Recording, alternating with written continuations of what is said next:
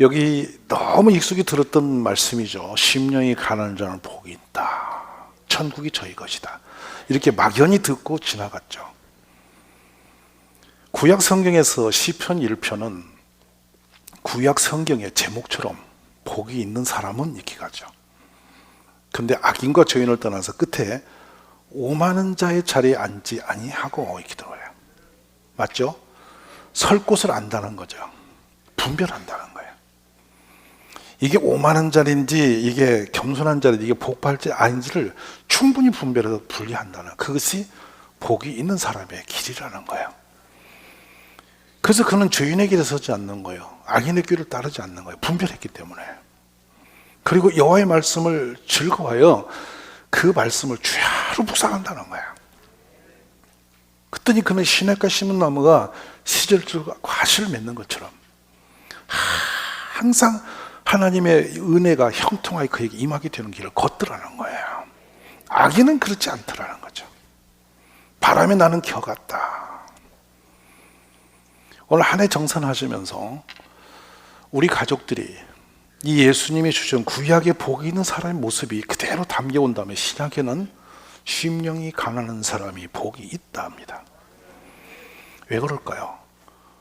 심령이 뭔가 가득 채워야 될 것 같은데 왜 심령을 텅 비워버린 사람이 복이 있다 할까요? 파산을 당해서 원으로 가면 이게 쪼그라져 버려가지고 쪼글쪼글쪼그라져 버려가지고 형체도 무너진 채로 그냥 이렇게 오므라져 버린 상태의 심령입니다.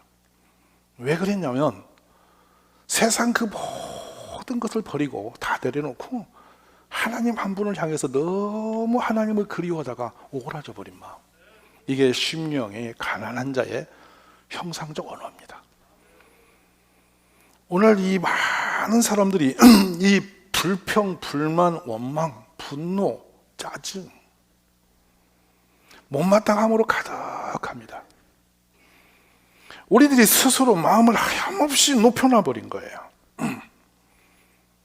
그러니까 어떤 은혜의 자리에 있어도 감사가 없고 은혜도 없고 기쁨도 없고 우울한 거야. 지금 여러분, 지구촌에서 최고로 몰빵 복을 받은 민족의 얼굴인가? 옆에 있는 얼굴 좀 봐봐. 이분이 그 주인공이라니까. 이 지구에 그 70억 중에서 몰빵으로 복을 세리 받은 사람이 옆에 있는 분이야. 나는 아니고 이분이 이기야. 맞으십니까? 세계 최고의 교회가 한국에 있어요. 20개가 줄 섰어요. 1에서 20등. 5,000년 우상을 몰아치고 산골까지도 십자가 세운 나라가 대한민국이에요. 맞죠? 세계 최고의 학벌이 유지되고 있는 나라입니다. 1위. 맞습니까? 세계 경제 10대국이 됐다. 상상이 안 가. 원조를 받던 나라 중에서 원조하는 나라로 바꿔진 나라는 우리밖에 없어. 하나, 유일한 그 나라가 대한민국이에요. 맞으시죠? 아마 여러분의 냉장고 오늘 가서 다 뜯어 내려놓으면 방바닥에 가득할 거야. 3년 전에 들어간 삼겹살이 지금 인사하고 나올 건데 너무너무 넘치도록 가진 게 많아졌어. 근데 얼굴은 우울한 거야. 물어봐, 왜 그렇게 되시오? 누가 그렇게 만들어 당신을? 이거 정말 심각한 거예요. 어지간해서는 감사를 모릅니다. 어지간해서는 은혜를 모릅니다. 이미 높아져 버리고 쓸데없는 세상 것으로 가득 채워져 있죠. 오늘 소유적 개념도 아니고 누림의 개념도 아닙니다. 너는 행복자로다 뜻이거든요. 행복자는 마음이, 심령 상태가 가난해지는 사람이야. 저는 심령이 가난한 자는 복이 있다. 바로 천국이 그 사람의 것이다. 이 은혜의 말씀이 우리 안에 임하시기를 주의 이름으로 축원합니다. 왜 복이 있는가 했더니 불완전한 상대성의 축복이 아니라 심령 그 자체로서의 복이 있는 사람은 비가 와도 감사하고 눈이 와도 감사하고 들어와도 감사하고 나와도 감사하고. 예전에 우리들은 그랬습니다. 전셋집 얻어놓고 좋아가지고 잠을 안 잤습니다. 더 내가 전세방도 갔다고. 너무너무 좋아서. 근데 지금 집 사놓고도 싸우고 앉았습니다. 이게 문제입니다, 여러분. 오늘 우리 심령 상태를 스스로 진단해 보십시오. 무엇이 나를 이렇게 만들었는가? 잠언 23장 5절에 말씀하세요. 너가 어찌 허무한 것에 주목하겠느냐? 정령이 재물은 스스로 날개를 내어 하늘을 나는 독수리처럼 날아가는 것이다. 위부적 요건에 대한 것에 내가 매이지 마라. 너의 진정 행복은 너의 영혼에 있는 것이다. 그래서 계속 이어서 이 구원과 은혜, 너는 행복자라고 이어주는 데는 곁에는 뭐가 있냐면 예수님이 계시고요. 예수님 때문에 얻은 구원이 있으면 너는 행복한 사람이래요.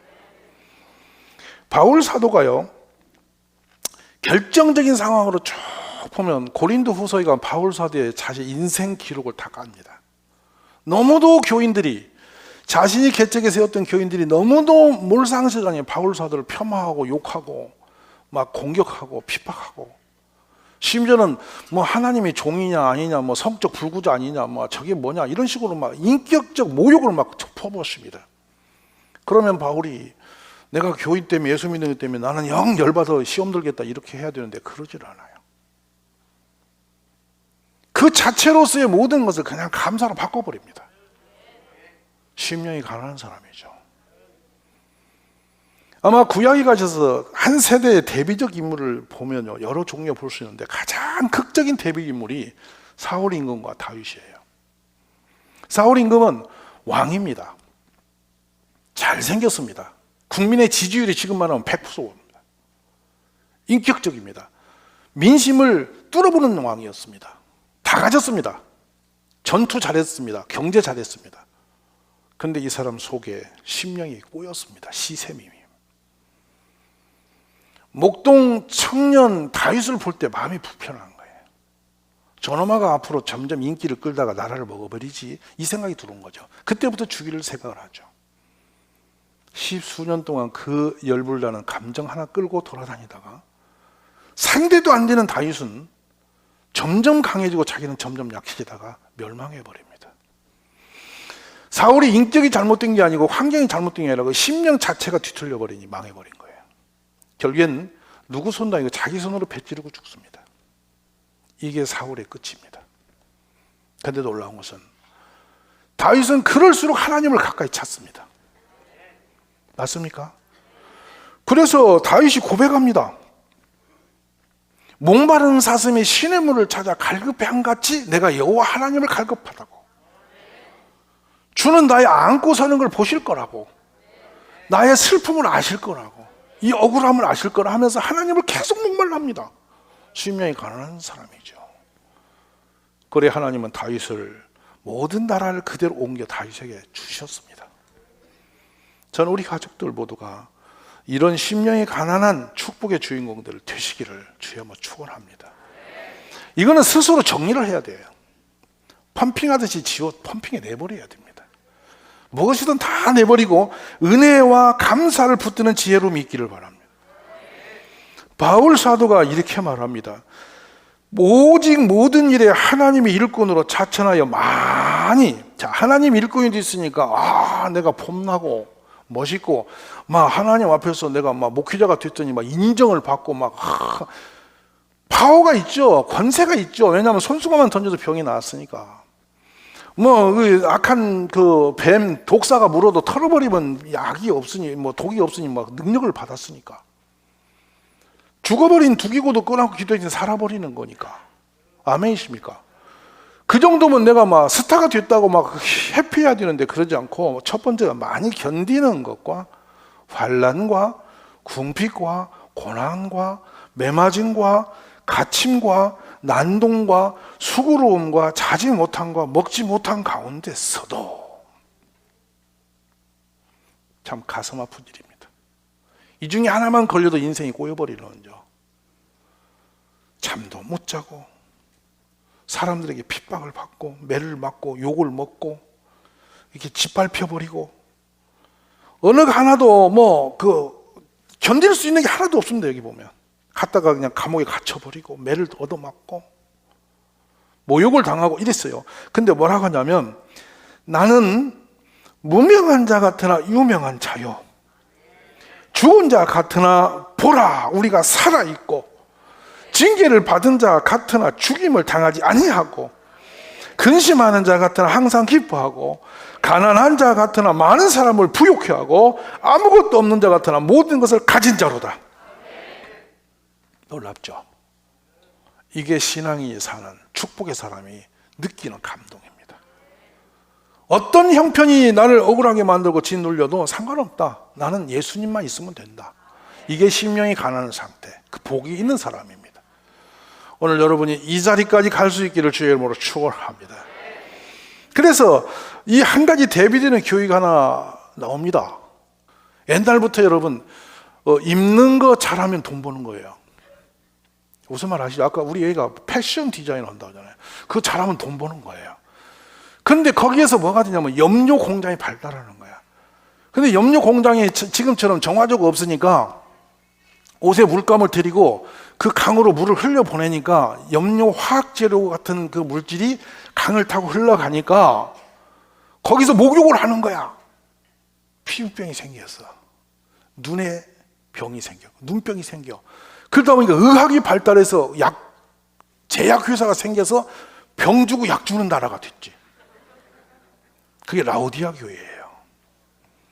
경제력이 있으니까 오가는 상인들이 막 그리 몰려 들어와서 거기가 막 번성하는 동네가 돼요. 거기에 교회가 세워져요. 그 교회가 뜨겁지도 차갑지도 않은 교회예요. 그들이 의지한 게 있어요. 돈 많이 버니까 헌금을 크게 빡 넣어버리면 나는 끝난 걸로. 하나님하고 나하고 거래에 끝난 거야. 내가 돈을 막 몽땅 큰 돈 넣었어. 그러면 끝. 하나님 알잖아. 큰 돈 넣었잖아요. 무슨 말 알아요? 근데 예수님이 감동받은 사람은 큰 돈 낸다고 감동한 것이 아니고 두렵던 여인에게 감동하셨어요. 이해하시죠? 좀 이해하시죠? 그렇다고 억수로 부자인 사람이 두렵던 2,000원 갖고 와서 감동 준다고 흔들고 서 있으면 안 돼. 제 말 알아들어 또 거기도 성경 흉내낸다고 이상한 사람 되지 마. 그건 정신적으로 정상이 아니야.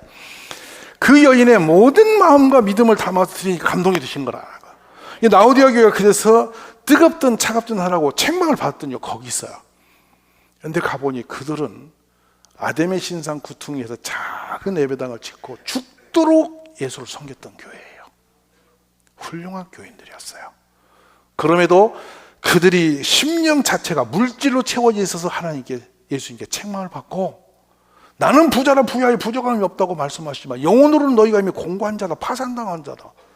그래서 너희가 눈이 멀어서 돈 때문에 정신 차려라고 호되게 혼난 교회가 라오디아 교회예요.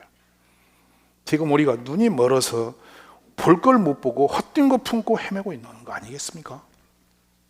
오늘 한 해 정산하시면서 심령이 가난해지고 물질과 세상 위에 여러분 인생 걸지 말고 반석 위에, 믿음 위에, 예수님 이름 위에 내 인생을 걸어놓는 그런 축복의 주인공들이 다 되시기를 원합니다. 어떤 것이 와도 흔들리지 않는 믿음을 갖는 것이 그 사람이 복이 있는 사람이죠. 그래서 심령이 가난한 사람은 복이 있습니다. 여러분이 세상 것이 있다 없다 한다고 그것 때문에 흔들리면 안 됩니다. 건강도 있다가 없을 수 있고요, 돈도 있다 없을 수 있고요, 사람도 좋아하다가 미워할 수 있고 다 그래요. 왔다 갔다 하는 거예요. 다 맞아요 안 맞아요? 근데 그런 것에 흔들리지 말라고, 헷갈리지 말라고. 우리가 진정 붙들고 있는 놈이 누구야? 예수님만 목말라고 있으면 절대로 여러분 안 흔들려. 아멘이세요? 다 지나가는 것들이야. 잠깐. 그래서 전도서에서 다 헛되다고 그러신 거야. 바람을 잡힙니까? 근데 바람을 잡는 것이 바로 세상 거라는 거예요. 말고리는 예수님을 붙들면 돼요. 주님의 은혜에 목이 말라가는 우리 가족이 다 되시기를 주의 이름으로 축원합니다. 내 영혼이 하나님 곧 살아계시는 하나님을 갈망하나니 내가 어느 때에 나가서 하나님의 얼굴을 비울까? 내가 앞으로 가도 그가 아니겠으고 뒤로 가도 보이지 아니하시니 그가 왼쪽에서 일하시나 내가 만날 수 없고 그 오른쪽에 돌이키시나 비울 수가 없도다. 그러나 내가 가는 길을 그가 아시나니 그가 나를 단련하신 후에는 내가 정금같이 되어 나오리라. 얼마나 아름다운 목마름입니까? 욥이 건강을 달라는 것도 아니고 재산 달라는 것도 아닙니다. 그냥 하나님 만남 하나로만 몰빵하고 있어요. 근데 하나님은 그를 채우고 넘치게 하셨습니다. 우리 오늘 그렇게 되시기를 주의 이름으로 축원합니다. 결론적으로 한 사람을 더 소개하며 마칩시다. 모세가 있습니다. 살인자가 됐죠. 정치 없이 광야길을 헤매다가 한 집에 깃을 들어서 장가를 들어요. 이방 사람 집이죠. 그래 그 집에 깃들었는데 40년간 희망이 없이 그냥 그 집에 양치기로 살아버린 겁니다. 꿈도 없습니다. 나이 들어 입이 굳어버렸습니다. 철량한 인생이 됐죠. 지친 몸 미끌고 양떼 몰고 가는데 호렙산에서 떨기나무 아래서 불꽃이 보이는 거예요. 모세가 놀래 쳐다봤더니 소리가 들리는데 모세 이름을 아시는 분이 있어요. 모세야, 모세야 부르시는 거야. 어느 누구도 돌아보지 않는 인생입니다. 스스로 깨어날 줄도 모르고 희망도 끝나버린 사람이죠. 뭐 자기 소유도 없고 자기의 터도 없고 아무것도 없는 인생입니다. 오죽하면 처갓집에 40년을 기대고 살았겠습니까? 어찌 보면 모세의 이름이 참 슬픈 이름이죠. 물에서 건져 올린 아들. 부모도 버렸던 사람이에요. 그래 자기도 모르게 얼결에 왕궁에 가서 아이 못 낳는 왕비 밑에서 의붓아들로 크다가 살인자가 되어버린 거죠. 그리고 도망길에 쳐서 이렇게 광야에 묻혀버린 인생이죠. 여러분 80에 그쯤 되면 인생 끝난 사람입니다. 근데 하나님은 그를 기억하셨어요. 세상 사람 다 몰라도 하나님 우리를 아세요. 모세 이름을 거듭 부르시죠. 모세가 할 말이 없습니다. 너무 놀라서 제가 모세요. 나 여기 있습니다. 이렇게 이야기해요. 하나님 말씀합니다. 이리 가까이 오지 말라. 불러놓고 왜 오지 말라는 거냐. 역설적이죠. 하나님. 그러면 하나님 말씀하죠. 내가 서 있는 그곳이 거룩한 땅이다. 지금 여러분 서 있는 그곳이 거룩한 땅이래요. 그러면서 할 일이 하나 있다. 네 발에 신을 벗어라.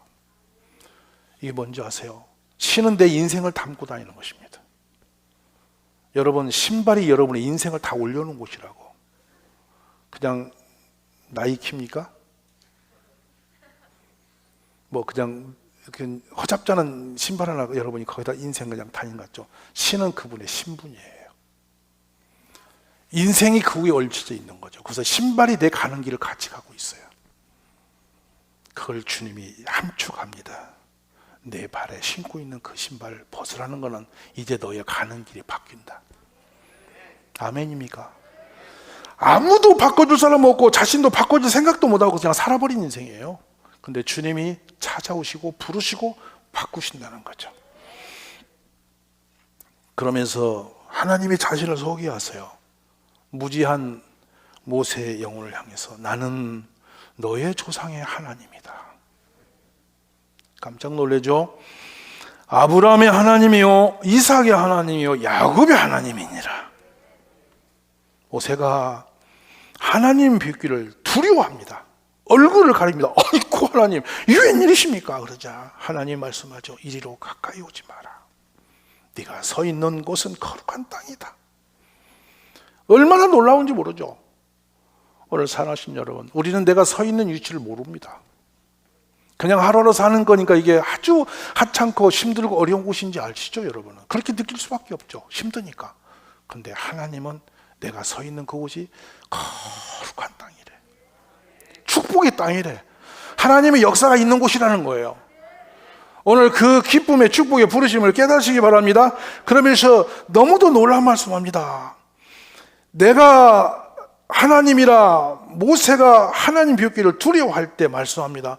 내가 애굽에 있는 내 백성의 고통을 분명히 보고 그들의 감독자로 말미암아 부르짖음을 듣고 그 근심을 내가 안다. 내가 내려가서 그들을 애굽인의 손에서 건져내고 그들을 그 땅에서 인도하여 아름답고 광대한 땅으로 인도할 것이다. 그러면 내가 너를 바로에게 보낼 거다라고 하세요. 모세 놀래죠. 그 모세 뭐라고 합니까? 주여 여호와여 아닙니다. 그럴 수 없습니다. 나는 갈 수 없습니다. 나는 이미 사람 앞에 설 수가 없고 나는 이미 굳어버린 이 혀가 굳어져서 입이 뻣뻣해져 버린 사람입니다. 난리를 내죠. 4번씩이나 펄떡펄떡 뜁니다. 못한다고. 주님이 혼을 내서 데려가시는데요. 내가 누구이기에 그리 가며 내가 누구이기에 애국까지 갑니까? 라고 난리법석을 떱니다. 그런데요, 한 번도 해보지 않은 새로운 운명의 역사가 시작이 됩니다. 여러분, 심령이 가난하여 주님 앞에 설 때 역사는 바뀝니다. 어떻게 하는지 아십니까? 모세가 그의 아내의 아들들을 나귀 위에 태우고, 아주 중요한 장면입니다. 한 번도 나귀 위에 태워보지 못한 인생이죠. 그냥 약 물고 광야길을 헤매던 인생이 드디어 자기 가족을 나귀 위에 올렸습니다. 그리고 애굽으로 리턴합니다. 돌아가는데, 옛날에 사람을 죽였던 곳이고 어려서 그토록 화려하게 쌌던 그곳을 향해서 갈 수 없는 사람이 가고 있는 것이죠. 주님의 사람은 세상 사람이 갈 수 없는 곳을 가는 겁니다. 아멘이십니까? 거기 가는데 기가 막힌 말씀이 담겨옵니다. 모세가 하나님의 지팡이를 그의 손에 잡고 가더라. 아멘. 오늘 새를 바라보면서 여러분의 삶에 하나님이 주신 나귀 위에 올라타서 하나님의 지팡이를 붙들고 하나님과 동행하는 길을 걸으시기 원합니다. 세상 것 때문에 여러분이 무너져서 헤매지 마십시오. 마음을 비우면 주님이 오시고요, 주님을 구하면 만나주시고요, 내가 주님을 향하면 주님께서 나를 들어주시는 겁니다. 우시야 왕의 그늘 밑에 살던 이사야가, 우시야가 죽고 난 뒤에 드디어 성전에 들어가서 곤고한 심령으로 하나님을 구할 때 주님이 하늘을 열어 천사를 보여주시고 음성을 주시고 그를 불러 선지자로 쓰시는 겁니다. 오늘 우리 모든 가족이 상황에 매이지 말고 땅의 것에 매이지 마시고 오직 마음을 비우고 주님을 만나는 축복의 역사를 이루시기 주의 이름으로 축원합니다. 내가 집사라, 내가 권사라, 내가 성도라 그냥 받은 줄 알았더니 주님이 말씀합니다. 너는 내 것이라. 피곤한 자에게 능력을 주시며 무능한 자에게 힘을 더하시나니 소년이라도 피곤하며 곤비하며 장정이라도 넘어지며 쓰러지되 오직 여호와를 앙망하는 자는 새 힘을 얻으리니 독수리의 날개치며 올라간 같을 것이요 다는 박질하여도 곤비치 아니하겠고 걸어가도 피곤치 아니하리로다.